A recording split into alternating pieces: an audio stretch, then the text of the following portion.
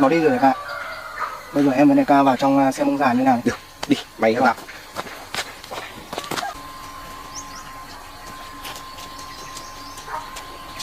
Con kia nó đi rồi, bây giờ mình vào trong lán xem là ông già kia ông ở lán không.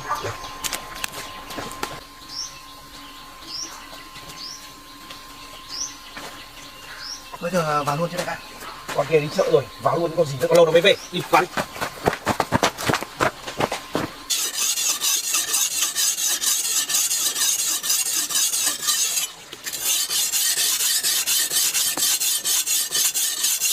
Bố già ơi, bố già sống ở đây ăn nha, thảnh thơi nha. Tình hình nào rồi bố già?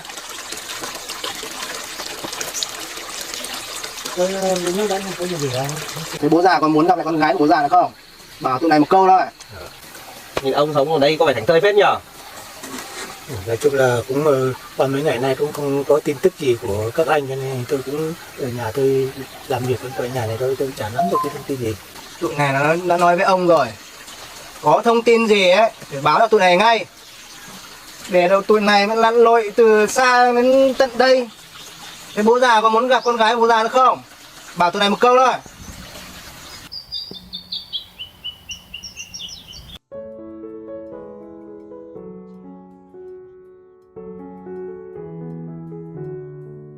The morning sun peeks over the hills as Tien steps into the chicken coop, basket in hand. It's going to rain today. It feels so humid, she mutters, glancing at the cloudy sky. She kneels, carefully collecting eggs as the hens cluck softly around her. Got more than 100 eggs. Father, pretty good haul, she calls out, counting them. That's a lot. Take them to the market, her father replies, tying palm leaves into a broom. I found these leaves up on the hill, making a broom to sweep the yard, he adds, focused. I'll pack 10 eggs per bag, Tien decides, sorting them on a wooden table. These smaller ones we'll keep for ourselves, she says, setting a few aside. They're too tiny for selling, perfect for us to eat, she adds, smiling softly. Be careful climbing around in there, her father warns, glancing over with concern. I'll be fine, just getting the last few, she assures, stepping out of the coop. Father, wash your hands, I'll put the broom away, she says, taking it from him. This broom looks sturdy, it'll last a while, she notes, admiring his handiwork. I'll head to the market soon, it's a bit far today, she says, tying up the egg bags. The nearby market isn't open, so I'll have to walk farther, she adds, frowning slightly. Father, stay home and rest, I don't want you walking too much, she urges, her tone caring. Don't worry about me, I'll work on the vegetable garden, he replies, waving her off. All right, I'll get going, see you later, Tien says, grabbing her basket of eggs. She steps onto the dirt path, the weight of the eggs a reminder of her responsibilities.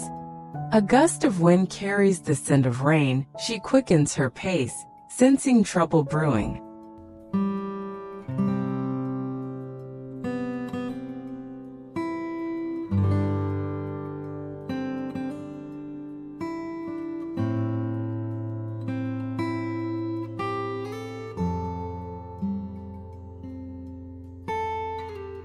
Tien's father sweeps the yard, unaware of two shadowy figures watching from the trees. She's gone, boss, let's check on the old man, one whispers, nodding toward the house. All right, let's go in, she'll be at the market for a while, the leader replies, smirking. They stride into the yard, their boots crunching on the dirt as the father looks up, startled. Old man, you're living quite the peaceful life here, the leader sneers, his voice cold. What's the situation, huh? The second thug demands, cracking his knuckles menacingly. Sit down, have some water, the father offers, his voice steady but his hands trembling. Ignore him, why are you here so openly in broad daylight? He asks, his tone sharp. Aren't you worried about exposing your business? He adds, eyeing them cautiously. We've been waiting for your news too long, we got impatient, the leader snaps, glaring. Do you still want to see your daughter, Tien, or not? He asks, his voice dripping with threat. Just tell us what we need to know, the second thug growls, leaning in close. I've had no word from you lately, I've just been working around the house, the father says. I don't have any new information for you, he adds, his voice firm but strained. We told you to report anything immediately, now we had to come here ourselves, the leader barks. Answer us, do you want to see your daughter again or not? He repeats, his tone menacing. I've been busy here, nothing to report, so please understand, the father pleads, his voice low. Suddenly, Tien's voice calls from the path, Father, I'm back. The thugs freeze, exchanging a quick glance as the father's heart races. We'll visit again soon, stay safe, old man, the leader whispers, his tone ominous. See you later, the second thug adds as they slip away into the trees. Father, who are those men? Tien asks, her voice tinged with fear as she approaches. I don't really know them. They came by once before just to talk, her father lies, his voice shaky.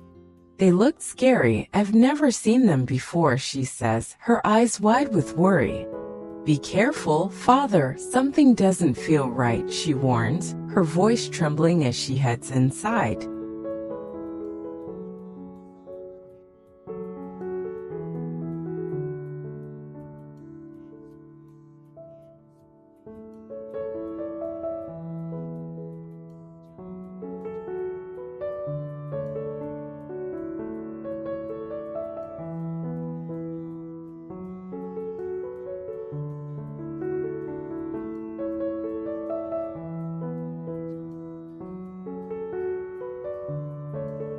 Tien's father steps into the garden, the air heavy with the promise of rain as he grabs a bundle of sticks. Those Hoazone flowers are falling everywhere, makes the yard a mess, he mutters, looking around. He kneels by the vegetable patch, hammering a stick into the soil to support the climbing beans. This trellis should help the plants grow strong, he says, tying the sticks together with twine. He pauses, wiping sweat from his brow, his mind still on the stranger's threatening words. I can't let Tien know about this, it'd scare her too much, he whispers, his voice heavy. He glances toward the house, making sure she's still inside preparing for the market. I need to protect her, no matter what, he resolves, his hands working faster.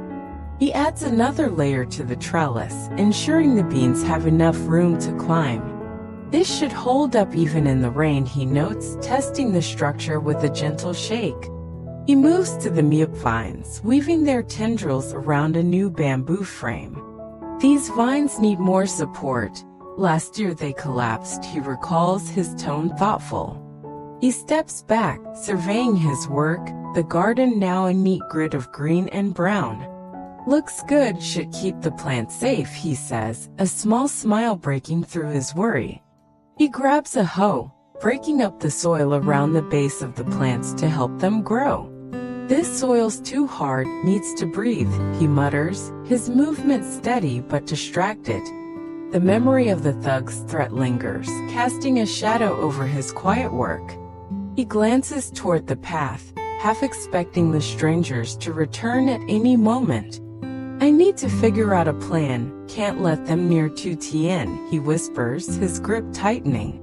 The clouds above darken, mirroring the storm brewing in his heart as he continues his task. He finishes the trellis, standing up to stretch his back with a tired sigh. Time to head inside, rain's coming soon, he says, gathering his tools. He walks back to the house, the weight of his secret pressing down on him. Tien shouldn't have to deal with this, he murmurs, his voice filled with resolve. He sets the tools down, his mind racing with ways to keep his daughter safe. The first drops of rain begin to fall, a quiet warning of the trouble ahead.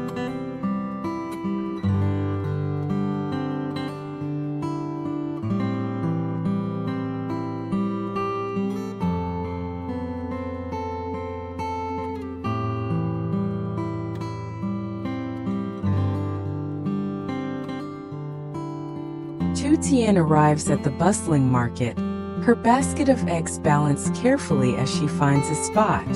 "Sister, can I sit here to sell?" she asks, approaching a vendor with a friendly smile.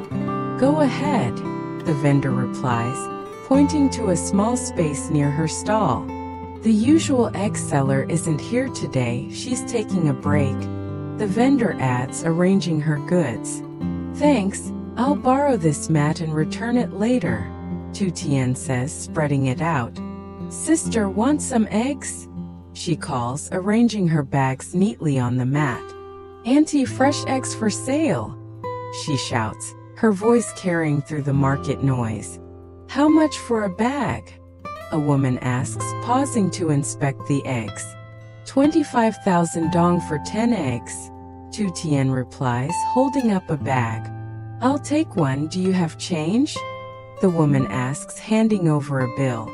"Yes, here's your change, thank you," Tien says, handing her the eggs with a smile. "Uncle, want some eggs?" 25,000 for 10. She calls to a passing man.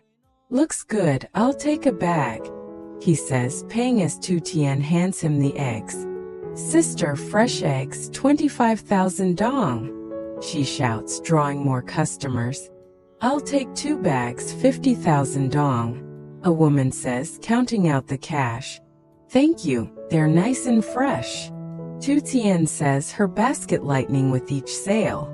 The market hums around her, but she can't shake the unease from seeing those strangers. She glances around, half expecting to see them watching her from the crowd. "Focus, Tien, sell these and get home," she whispers, pushing the fear aside. The rain begins to drizzle, urging her to sell faster before the market empties. Tien's phone buzzes as she sells eggs, the market noise fading as she answers the call. "Hello, Tien, it's Jack." His voice crackles through the line, warm but urgent. "Jack? I'm at the market selling eggs. Where are you?" She replies, her tone bright. "I'm heading to my hometown for a wedding, my mom just told me about it," Jack explains. "It's sudden, but I'd love for you to come with me," he adds, his voice hopeful. "A wedding in your hometown? That sounds fun," Tien says, her interest piqued. "But I'm still at the market, and I haven't prepared anything," she adds, her tone apologetic. "It's a bit last minute, my mom forgot to tell me earlier," Jack admits, chuckling softly. "I'd love to introduce you to my family, they're eager to meet you," he urges, his voice warm. "I'd love to go, but I'm not ready, it'd delay your plans," Tien says, hesitating. "How about I pick you up after you're done?" Jack suggests, his tone encouraging. "No, you go ahead, I'll need time to prepare anyway," she replies, her voice firm but gentle. "I've never been to a wedding there. I'd feel shy without preparation," she adds, smiling. "All right, how about another time then?" Jack offers, his tone understanding. "Sounds good, call me when you're back from the market," he says, his voice reassuring. "Be careful selling out there," he adds, his concern evident as he hangs up. "I'll call you later. Safe travels, Jack," Tien says, putting her phone away. She sighs, a mix of disappointment and relief washing over her as she returns to her eggs. It'd be nice to meet his family, but not today, she murmurs, focusing on her sales. The market buzzes around her, but her thoughts linger on Jack and the strangers at home.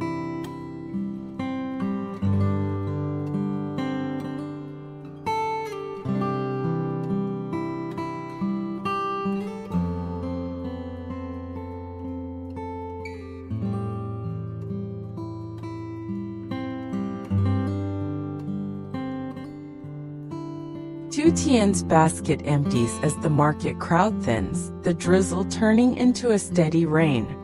"Sister, fresh eggs, last few bags," she calls, her voice carrying over the patter of rain. "How much for a bag?" a woman asks, hurrying over with an umbrella. 25,000 dong for 10 eggs, Tien replies, handing her a bag. "I'll take one, thanks," the woman says, paying quickly as she rushes off. "Uncle, want some eggs?" 25,000 dong. Tu Tien shouts, spotting another customer. Give me 2 bags, 50,000 dong, the man says, handing her the money. Here you go, thank you. Tu Tien says, her basket now nearly empty. Last bag, 25,000 dong. She calls as a final customer approaches. I'll take it, 75,000 for 3 bags earlier, the woman says, paying with a smile. Thank you, sister, enjoy. Tu Tien says, pocketing the money with satisfaction. She counts her earnings, several 100,000 dong, a good day despite the rain. Time to head home, but first, some treats for father, she decides, packing up. She walks to a nearby stall, the scent of sweet cakes wafting through the air. Sister, where's the bonron stall? She asks a vendor, her stomach rumbling. Up there, follow the path, the vendor replies, pointing to a small cart. Thanks, Tu Tien says, hurrying over as the rain picks up. How much for these bonron? She asks the seller, eyeing the golden pastries. 3,000 dong each, the woman replies, flipping a fresh batch. I'll take 6, 18,000 dong, Tu Tien says, handing over the cash. Here's the dipping sauce for them, the woman says, passing her a small container. What about these cakes, are they bon gai? Tu Tien asks, pointing to another tray. Yes, 12,000 dong for a pair, the woman replies, wrapping them up. I'll take a pair, here's 10,000 more, Tu Tien says, adding to her. Kéo dài, thiếu động lực để và hứng thú với các hoạt động thường ngày, cô lập bản thân với người khác và tránh các hoạt động của xã hội, giấc ngủ kém và mất ngủ, chế độ ăn uống kém hoặc thiếu dinh dưỡng. Cách đối phó thứ nhất là tìm sự hỗ trợ từ bạn bè, gia đình hoặc các chuyên gia tâm lý, tham gia hoạt động xã hội, kết nối với người khác, tập thể dục thể thao thường xuyên để cải thiện tâm trạng và sức khỏe, thực hành và ngồi thiền để giảm căng thẳng, cải thiện tâm trạng, viết nhật ký và để thể hiện sự suy nghĩ và cảm xúc của mình. Câu chuyện cuộc sống là một chủ đề rất rộng lớn và đa dạng, bao gồm nhiều khía cạnh khác nhau của cuộc sống con người. Dưới đây là một số ý tưởng về câu chuyện cuộc sống, câu chuyện về sự kiên trì. Một người trẻ tuổi từ một gia đình nghèo, nhưng với sự kiên nhẫn nỗ lực, họ đã vượt qua khó khăn để đạt được những thành công trong sự nghiệp của cuộc sống. Câu chuyện về tình yêu và mất mát. Một cặp vợ chồng đã yêu nhau từ thuở học trò.